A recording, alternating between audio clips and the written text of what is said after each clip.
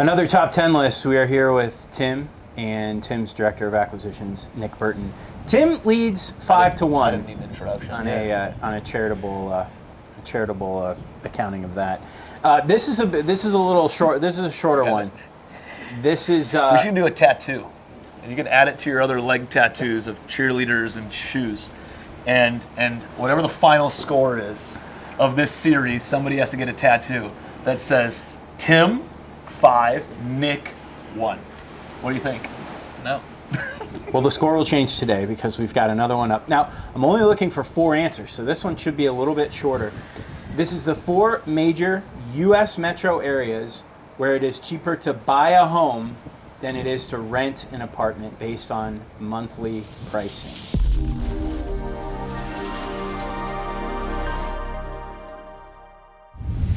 Four major U.S. metro areas, cheaper to buy a home than it is to rent. So we're talking MSAs, cities. Cities. They're big. Big cities, cheaper. All right, when you say big city, are we talking, give me an idea of population-wise. What do you think the smallest, is this an okay question? You're okay with this, right? Yeah. Smallest population, couple million? Yes. Okay. Yes, very big. much so. Very big. Multiple professional sports teams in each city. But we're talking MSAs, so it's like Correct. it's not just the city. It's Correct. Yeah. Correct. like Cleveland's 350,000, but the MSA is 2 million. million or 2 million, Yeah, whatever it is. Sure. Got it. Okay. Who's going first? Are we rock, paper, scissoring? Yeah. Ready? Okay. Tim, go ahead. Indianapolis, Indiana. No, not on the list. All right. I feel pretty good about my first pick. I'll go Detroit. I was going to say that. Detroit Next. is number 1 by a large margin. It is 24% cheaper to buy a home in the Detroit metro area than it is to rent. That is the only one that's in double-digit percentage cheaper. So the other 3 are it's pretty negligible. MSA. I got to go with Cleveland, Ohio. Cleveland, Ohio is number 3, 4% cheaper to buy a home than it is to rent on a monthly basis. We're tied at 1 with 2 remaining. Man, I feel like those were just the easy ones, and it's going to trickle down from here. Cleveland was number 3 on the list, so there's one in between Detroit and Cleveland, but it's closer to Cleveland than it is to Detroit in terms of percentage. I'm going to go with... I got it. I want to just go whole MSA. I think this is wrong. I think the downtown is expensive, but it's so big, and there's some just dumps. I'll go Chicago. Incorrect. Why are you laughing? Why are you looking at me? I think Tim's expecting me to blink and give him the answer. Oh, man. Is that the one you were going to pick? No. You were so confident that you had one, and now Yeah, and then I realized I got it. And then I think I don't think it's big enough. So I'm gonna go with something different. Pittsburgh, Pennsylvania. No. Philly. Philly is correct. Really? 7%. What did I say in one of the previous videos? State of Pennsylvania, Philly, Pittsburgh. Really? I would not think that for Philly at all. 7% cheaper to buy a home. What was that, number 2? That was number 2. So the last one is only 1%. It's a big city, but it's very, very, the margins aren't that great, but it's the only other one. St. Louis, Missouri. Ooh. No. Baltimore. Incorrect. It's a good guess. Cheaper buy than it is to rent. Atlanta. Incorrect. That's a great guess. Nick leads. Better than my next guess. Nick leads 2-1. We're looking for one more. These are the only 4 in the top 50. Orlando. No. I was thinking it could be Orlando. That's a good guess. That's not as bad of a guess as I thought you were going to put out there. New Orleans. No. Houston. Houston is the right answer. What? 1% With only 4 Hey. answers, Hey, congratulations, buddy. Nick gets the You're victory. only down 5-2 now. If you're scoring at home or even if you're alone. Domination. The all-time score, Tim 5, Nick 2. Any thoughts on those markets now that we know?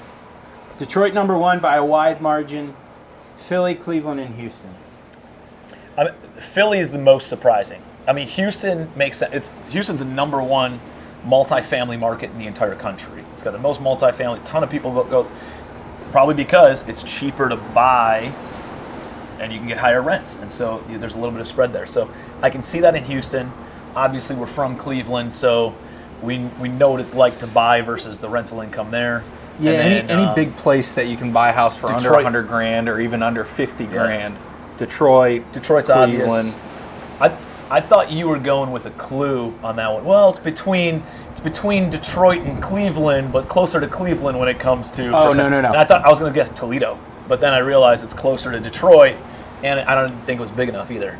Okay, so let me ask you this: what are some of the challenges knowing that if you were to invest in multifamily in these areas? Are there any challenges that you would see because people can buy homes for cheaper in these areas?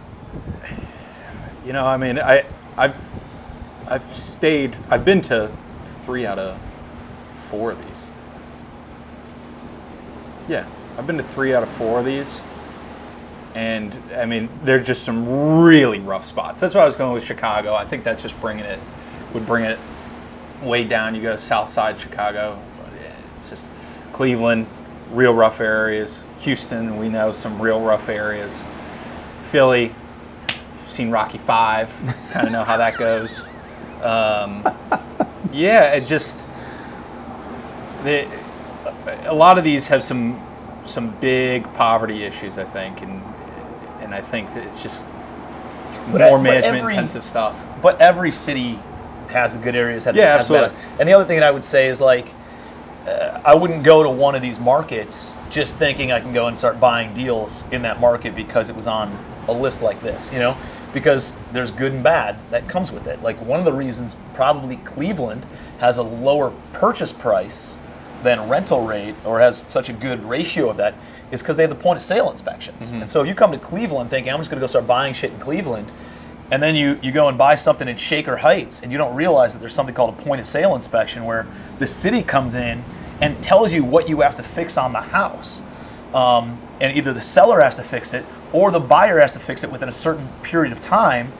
It creates these bottlenecks and these barriers to entry of getting into buying in that city because it's more difficult to buy in some of these towns. But if you're willing to take on those barriers to entry and you're willing to overcome those barriers to entry, then the return on investment can be very, very good. Yeah, so I would just say be aware of these areas. Be aware that there's good parts of these cities and there's tougher parts of these cities.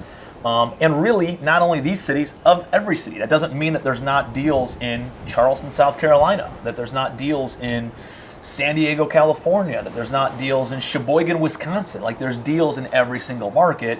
And we talk on these lists look at macro quantifiable metrics.